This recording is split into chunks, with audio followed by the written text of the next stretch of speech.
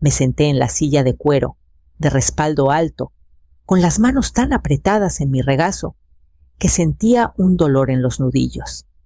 Las paredes de la oficina de Torres San Salazar siempre me habían parecido imponentes paneles de caoba, ventanales altos que dejaban ver la luz suave de una mañana en San Miguel de Allende. Pero hoy el lugar se sentía más pequeño, como si el aire se hubiera escapado. Mariana no me miraba a los ojos. Su mirada estaba fija en la superficie pulida de la mesa, los labios entreabiertos, como si quisiera decir algo, pero se le hubiera ido el valor a medio camino. Arturo, en cambio, no disimulaba la leve sonrisa que le tiraba de la comisura. Se inclinó hacia adelante con los codos plantados sobre una carpeta gruesa y habló con ese tono pausado que usó el invierno pasado para convencer a Javier de simplificar el patrimonio. Es todo bastante estándar, dijo, dirigiéndose al señor Torres, aunque todos sabíamos que sus palabras eran para mí. Mi suegro fue claro en sus intenciones. La fundación recibirá los activos. Mi suegra, por supuesto, tendrá su pensión. Hizo una pausa, justo lo suficiente para que la palabra se asentara en el silencio. Pensión.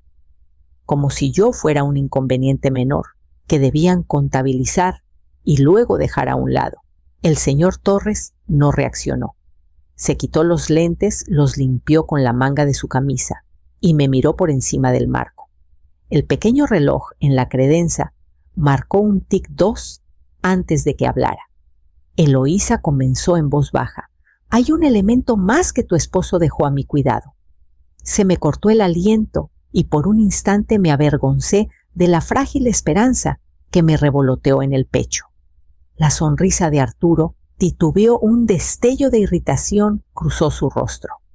El señor Torres metió la mano en su maletín de cuero y sacó un sobre grueso de color marfil sellado con cera del color del vino tinto.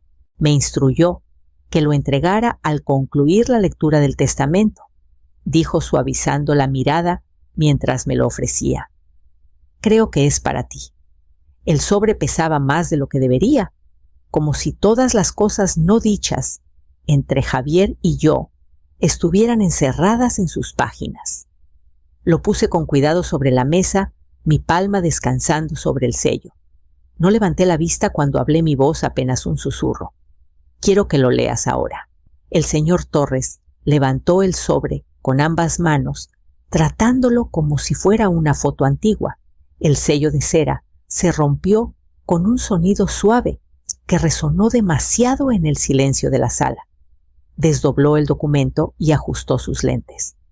Por un momento, solo leyó en silencio los bordes de su boca, tensándose en una línea que no supe interpretar. Mi pulso latía tan fuerte que pensé que me enfermaría. Este codicilo fue firmado y atestiguado 6 meses antes del fallecimiento del señor Mendoza. Comenzó con voz firme. Especifica que la totalidad de la residencia Mendoza, las cuentas de inversión personales y los derechos de voto completos sobre el fideicomiso educativo Mendoza permanecerán con la señora Eloísa Mendoza. Mariana dejó escapar un suspiro tembloroso. La mano de Arturo se crispó sobre su carpeta. Abrió la boca para protestar, pero no salió palabra alguna. Un silencio profundo se asentó en la sala, como si hasta las paredes estuvieran escuchando. El señor Torres continuó leyendo. Además, el señor Mendoza expresó su intención de que estas disposiciones reemplacen cualquier arreglo previo que transfiriera el control a otras partes, pues deseaba asegurar que las contribuciones y la presencia de su esposa fueran honradas sin disputa. Cerré los ojos mientras la última frase calaba en mí.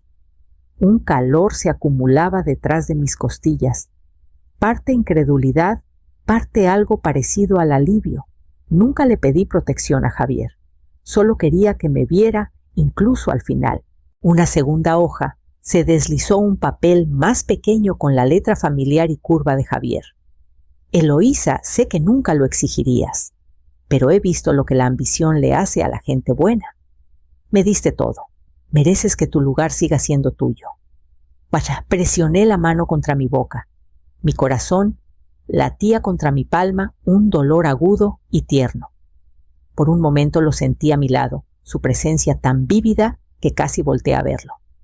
Pero cuando levanté la mirada, me topé con los ojos de Arturo, su rostro pálido y tenso por la rabia.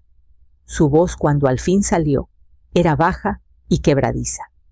Esto no se acaba aquí. El señor Torres dejó los papeles suavemente sobre la mesa con una finalidad suave pero inconfundible. Sentí la verdad asentarse en mis huesos mientras doblaba la nota y la guardaba cerca. Llevé el sobre conmigo al salir de la oficina, apretándolo contra mi pecho como si fuera algo frágil. Afuera el aire olía a sal y ladrillo frío, pero apenas noté el camino de regreso a la casa. Mis pensamientos daban vueltas inquietas, repasando la nota de Javier, la expresión de Arturo y el silencio de Mariana. Entré por la puerta lateral pasando por la fila de macetas de barro que bordeaban el camino de piedra. El jardín se veía frágil bajo el sol menguante del invierno, los tallos de romero y salvia secos contra el viento. Por un momento me detuve en el umbral, recordando la primavera en que los plantamos, como Javier insistió en cavar él mismo, aunque sus rodillas ya le fallaban. Algo se me apretó en la garganta. Adentro la casa estaba demasiado silenciosa. Dejé el sobre en la mesa de la cocina junto a la lata abollada, donde aún guardaba el cambio suelto de Javier. No me senté. No confiaba en que mis piernas me sostuvieran si dejaba de moverme. En cambio, vagué de cuarto en cuarto, tocando los respaldos de las sillas, el pasamanos desgastado de las escaleras, el marco de la puerta, donde la altura de Mariana estaba marcada con lápiz marcas que nunca se borraron por más que pintara encima. Recordé su voz cuando era pequeña, aguda y dulce, preguntándome si estaría en casa para la cena. Mentí más veces de las que quiero admitir, diciendo que sí, sabiendo que Javier necesitaba que redactara cartas o organizara otro evento para donantes. Dejó de preguntar cuando cumplió 12 años. Fingí no notarlo. Cuando sonó el timbre, supe que era ella antes de mirar. Mariana estaba en el porche, con un abrigo de lana, las manos entrelazadas a la cintura. Sus ojos estaban rojos. No esperó a que la invitara a pasar, solo entró al pasillo. Mamá comenzó con la voz áspera: «Necesito que me escuches». Se parecía tanto a Javier cuando estaba decidida, con la mandíbula firme y un temblor frágil bajo sus palabras. Cerré la puerta tras nosotras y sentí el aire frío seguirla dentro de la casa. Mariana se quedó de pie en la cocina, como si temiera sentarse. Sus ojos recorrían los mostradores, la tetera abollada, el estante de libros de cocina, que no se habían abierto en años. Cuando al fin me miró, su expresión estaba tensa por algo que no pude nombrar. Tal vez arrepentimiento, tal vez miedo. «No vengo a discutir», dijo. «Solo quiero que entiendas». Esperé apoyando la palma contra el borde de la mesa para sostenerme. Ella respiró hondo, sus hombros alzándose como si se preparara para un impacto. «Arturo está metido hasta el cuello», dijo en voz baja. «Hizo inversiones que no debía. El negocio está peor de lo que te dijo». Mi estómago dio un vuelco, aunque no me sorprendió del todo. Había visto las señales, demasiadas llamadas a puerta cerrada, explicaciones que nunca encajaban del todo. No quería que llegara a esto. Continuó Mariana, pero él pensó que si no peleabas el fideicomiso, habría suficiente para mantener tu vida intacta. Terminé por ella. Sus ojos se llenaron, pero no apartó la mirada. «No sabes cómo es sentir que no tienes control». Estuve a punto de decirle que sí lo sabía, que pasé años haciéndome más pequeña para que la visión de Javier fuera más grande, que me dije a mí misma que era noble ser necesitada más que amada.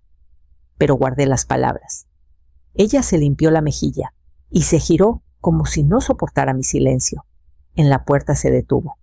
«Lo siento», susurró, «pero no puedo ayudarte». Después de que se fue, me quedé parada un largo rato viendo la luz moverse por el suelo. Cuando me moví, fue solo porque necesitaba algo a que aferrarme. Caminé al estudio y pasé la mano por los lomos de los libros de Javier, sintiendo el cuero gastado y el polvo. No había tocado la mayoría en meses.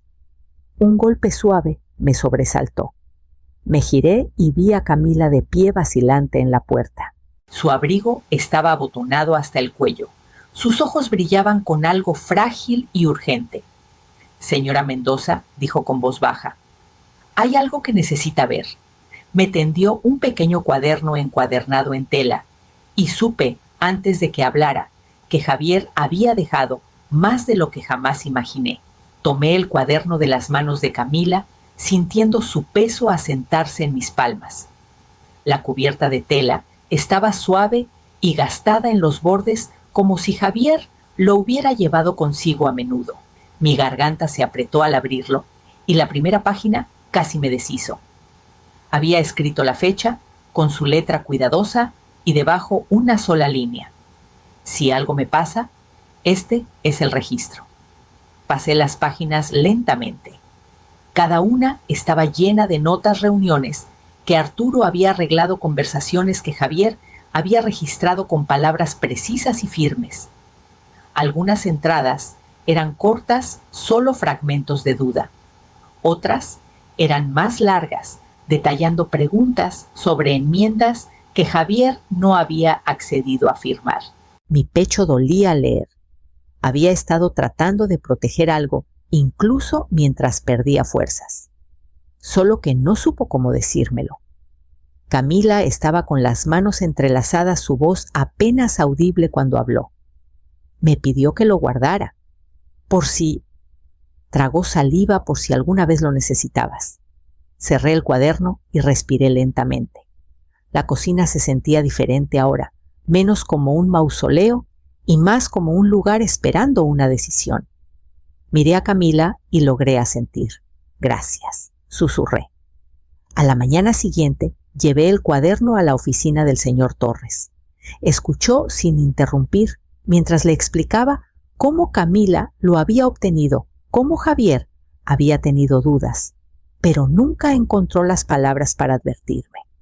Cuando terminé, se recostó en su silla y juntó las manos. «Esto cambia las cosas», dijo. «Presentaremos una moción para preservar los activos del patrimonio y solicitar una orden judicial temporal para evitar cualquier transferencia». Su mirada era firme, casi amable.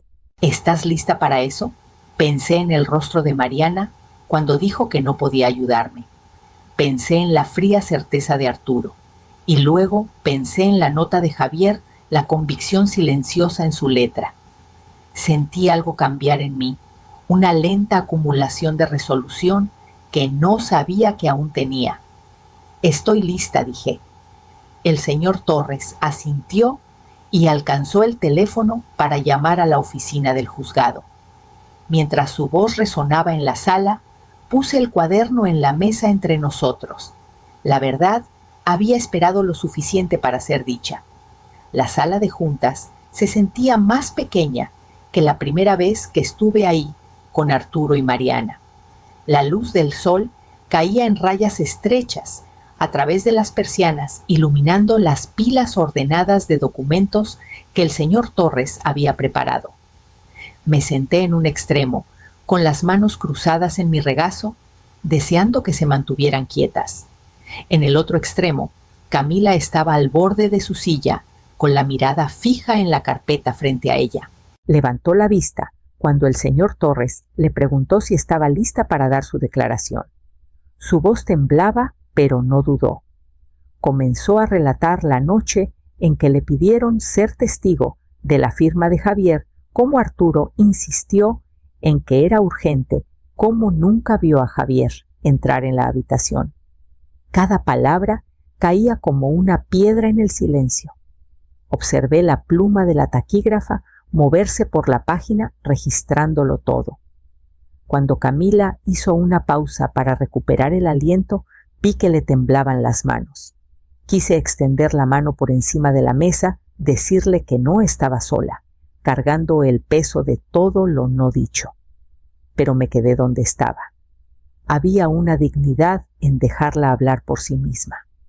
El señor Torres hizo algunas preguntas para aclarar la cronología. Camila asintió confirmando las fechas. Luego abrió su bolso y sacó un pequeño sobre. Lo sostuvo con cuidado, como si pudiera romperse. Esta es la nota que el señor Mendoza dejó con el cuaderno, dijo. No la leí. Pensé que era privada. Me la pasó. Mis dedos temblaron al desdoblar el papel. La letra de Javier se encontró con mis ojos. Eloísa confía en lo que sabes. Si te dicen lo contrario, recuerda que esto no fue mi deseo. Un dolor apretado se formó detrás de mis costillas, pero no lo dejé ver. Doblé la nota y la guardé en mi bolsillo. El señor Torres le agradeció a Camila con voz suave. Cuando ella salió, se detuvo a mi lado con los ojos húmedos. Lo siento, susurró. Por todo. Negué con la cabeza, incapaz de encontrar las palabras. Después de que la puerta se cerró, el señor Torres se giró hacia mí. Tenemos suficiente, dijo. Es hora de que el tribunal lo vea. Asentí con el corazón más firme de lo que había estado en meses. Cuando salí del edificio, a la fría tarde, esperaba sentirme triunfante, pero solo sentí un vacío. La moción había sido presentada, la declaración registrada y la verdad expuesta para quien quisiera leerla. Pero no había alivio esperando en la acera. Solo la certeza de que algo entre nosotras se había roto irrevocablemente. Mariana estaba esperando cerca de la banqueta con los brazos cruzados fuertemente contra el pecho. Por un momento solo nos miramos. Me pregunté si había estado llorando o si la crudeza en su expresión era algo más antiguo que las lágrimas. Caminé hacia ella lentamente, sin saber qué quería decir, pero sabiendo que no podía irme sin intentarlo. Escuché, comenzó con voz inestable. Camila testificó. Asentí. Mi garganta se sentía apretada, otra vez las palabras atrapadas en algún lugar que no podía alcanzar. Realmente vas a hacer esto, dijo. Vas a pelear. Su tono no era acusador, solo cansado. Busqué en su rostro un rastro de la niña que me rogaba que me quedara en casa, la que pensaba que podía arreglar cualquier cosa si lo intentaba lo suficiente. No quiero una pelea, dije en voz baja. Solo quiero lo que estaba destinado a ser. Su boca se torció. ¿Y si eso destruye todo lo demás?, susurró. No respondí. No podía. Tal vez ya lo había hecho. Ella miró sus manos como si apenas notara que las estaba retorciendo. Pensé que si solo lo dejábamos pasar aún podríamos tener algo, murmuró. Pero Arturo, él no lo ve así. Su voz se quebró y sentí algo en mí fracturarse también. Esa parte que aún quería protegerla, incluso de sí misma. Extendí la mano, apoyándola sobre la suya. No tienes que elegir sus mentiras sobre tu propia paz, dije. Nunca tuviste que hacerlo. Los hombros de Mariana se hundieron. Retiró su mano suavemente, como si no soportara el contacto. Cuando levantó la vista, sus ojos brillaban con un dolor que reconocí demasiado bien. Lo siento, dijo, pero no puedo estar de tu lado. La vi alejarse por la acera hasta que desapareció detrás de la esquina del edificio. La mañana de la audiencia me levanté antes del amanecer.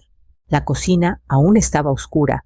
Cuando me senté con mi té, el vapor enroscándose alrededor de mi rostro, como si pudiera suavizar los bordes del día. Mis manos estaban firmes ahora. Pasara lo que pasara, sabía que no había vuelta atrás a la vida pequeña que Arturo y Mariana habían imaginado para mí. El señor Torres me encontró en las escaleras del juzgado. No dijo mucho, solo asintió y caminó a mi lado por el pasillo resonante. Cuando el secretario llamó nuestro caso, sentí mi corazón latir una vez fuerte y luego calmarse. Dentro de la sala, Arturo estaba rígido en la mesa de los abogados. No me miró. Me pregunté si alguna parte de él sentía remordimientos o si se había convencido de que no había nada que lamentar. La jueza escuchó con atención mientras el señor Torres presentaba el cuaderno y la nota que Camila había guardado todos esos meses. Observé cada página pasar por el estrado, sentí la finalidad en cada giro del papel. Cuando la jueza habló, su tono fue ecuánime, pero no dejaba lugar a malentendidos. El tribunal considera que el codicilo es auténtico y legalmente vinculante, dijo. La señora Mendoza conserva todos los derechos y activos designados. Un silencio cayó sobre la sala. La mandíbula de Arturo se movió como si quisiera protestar, pero no salió palabra alguna. Por un momento se vio más pequeño de lo que nunca lo había visto, un hombre acorralado por su propia ambición. Mis ojos se desviaron hacia Mariana, que estaba sentada detrás de él con el rostro pálido y tenso. No levantó la mirada para encontrar la mía. Cuando todo terminó, firmé la orden final con una mano que ya no temblaba. La pluma se sentía pesada, pero era un peso que podía llevar. Me puse de pie y recogí mis cosas, sintiendo los hilos de mi vida unirse en un patrón que no me había atrevido a esperar. Afuera el aire frío rozó mi piel como una bendición. No me apresuré.